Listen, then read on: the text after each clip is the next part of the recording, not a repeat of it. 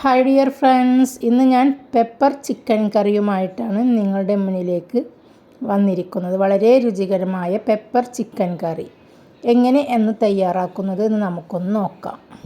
ഞാനിവിടെ 1 kilo chicken കഴുകി clean ചെയ്തെടുത്തിട്ടുണ്ട്. ഇതിലേക്ക് 1 ടേബിൾ സ്പൂൺ കുരുമുളക് പൊടി, 1/2 ടീസ്പൂൺ മഞ്ഞൾപ്പൊടി, 1/4 ടീസ്പൂൺ ഗരം മസാലപ്പൊടി, 1/2 ടീസ്പൂൺ മുളക് പൊടി. അധികം എരിവില്ലാത്ത മുളകാണ് കേട്ടോ. അധികം എരിവില്ലാത്ത മുളക് പൊടിയാണ് ഞാനിവിടെ എടുത്തിരിക്കുന്നത്. ഇതിലേക്ക് നമുക്ക് ആവശ്യത്തിനുള്ള ഉപ്പ് കൂടി ചേർക്കാം.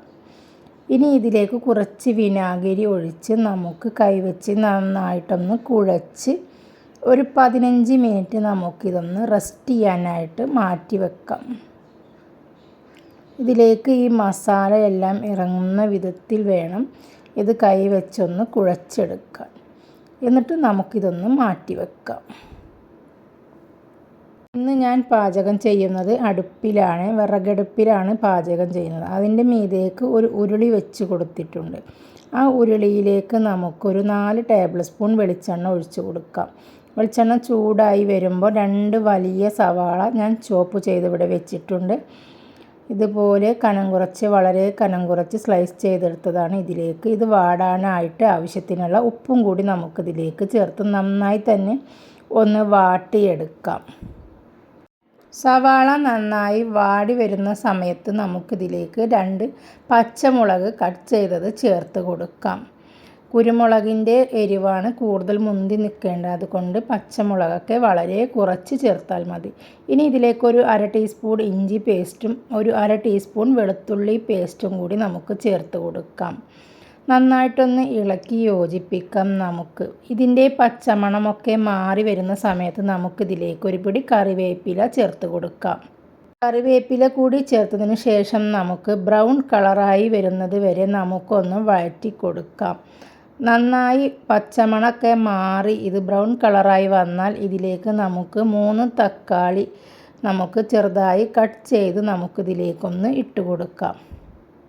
പൊടികൾ ഇടുന്നതിന് മുന്നേ ആയിട്ട് ഞാൻ എല്ലാ കറികളിലും തക്കാളി ഇട്ട് കൊടുക്കാറുണ്ട്. ഇതിൽ പ്രത്യേകിച്ച് ഇങ്ങനെ ചേർത്ത് കൊടുക്കുമ്പോൾ വളരെ രുചിയാണ്. സവാളൻ്റെ ഒപ്പം കിടന്ന് തക്കാളി കൂടി വാടി വരും. നന്നായി വാടി വന്നു കഴിഞ്ഞാൽ ഇതിലേക്ക് പൊടികൾ ചേർത്ത് കൊടുക്കാം. 1/2 ടേബിൾ സ്പൂൺ മഞ്ഞൾപ്പൊടിയും 3.5 ടേബിൾ സ്പൂൺ മല്ലിപ്പൊടിയും 1/2 ടീസ്പൂൺ മുളക് പൊടിയും 1 ടേബിൾ സ്പൂൺ കുരുമുളക് പൊടിയും ചേർത്ത് നന്നായി നമുക്കൊന്ന് വഴറ്റി കൊടുക്കാം. പൊടികളുടെ എല്ലാം പച്ചമണം മാറുന്നത് വരെ തന്നെ നന്നായിട്ട് തന്നെ നമുക്കൊന്ന് ഇളക്കി യോജിപ്പിച്ച് കൊണ്ടിരിക്കാം. ഒരു 2-3 സെക്കൻഡ് നേരം നന്നായിട്ടൊന്ന് വഴറ്റി കൊടുക്കണം. ഇനി ഇതിലേക്ക് ഗരം മസാലപ്പൊടിയാണ് ചേർക്കാനുള്ളത്. ആ ഗരം മസാലപ്പൊടിയും നമുക്കൊരു 1/2 ടീസ്പൂൺ ചേർത്ത് കൊടുക്കാം. എന്നിട്ട് നമുക്ക് നന്നായിട്ടൊന്ന് തന്നെ മിക്സാക്കി കൊടുക്കാം. നന്നായി 2-3 പ്രാവശ്യം നന്നായി ഇളക്കി യോജിപ്പിച്ചതിന് ശേഷം ഇതിലേക്ക് കുറേശ്ശെ വെള്ളം നമുക്കൊഴിച്ച് കൊടുക്കാം. വെള്ളം ഒഴിച്ച് നന്നായി ഇളക്കി നമ്മുടെ കറിക്ക് ആവശ്യാനുസരണത്തിനുള്ള വെള്ളം നമുക്കിതിലേക്ക് ചേർക്കാം. എനിക്കിവിടെ ഇത്രയും കറിയാണ് ആവശ്യം, അതുകൊണ്ട് ഞാൻ ഇത്രയും വെള്ളം ഇതിലേക്ക് ചേർത്ത് കൊടുത്തിട്ടുണ്ട്. 2 കപ്പ് വെള്ളമാണ് ഞാനിതിലേക്ക് ഒഴിച്ചു കൊടുത്തിരിക്കുന്നത്. ഇനി ഇതിലേക്ക് നമുക്ക് ഉപ്പ് ചേർത്ത് കൊടുക്കാം.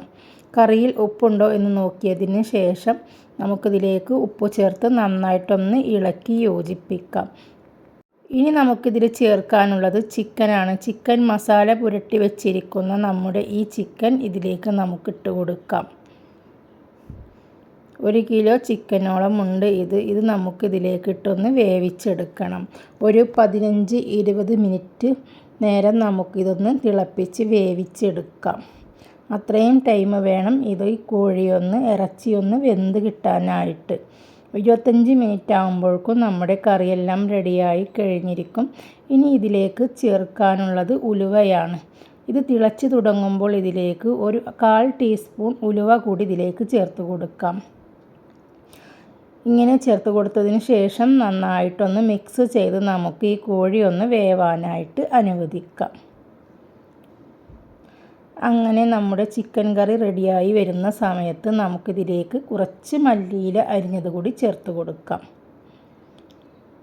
ഒരു 2-3 മിനിറ്റ് കഴിയുമ്പോൾ നമുക്കിത് ഇറക്കി വെക്കാം. അങ്ങനെ നമ്മുടെ വളരെ രുചികരമായ പെപ്പർ ചിക്കൻ കറി ഇവിടെ റെഡിയായി കഴിഞ്ഞു. നിങ്ങൾ ഇതൊന്ന് തീർച്ചയായും ഒന്ന് ട്രൈ ചെയ്ത് നോക്കിയിട്ട് ഇതിൻ്റെ ഫീഡ്ബാക്ക് എന്നെ അറിയിക്കാൻ മറക്കല്ലേ.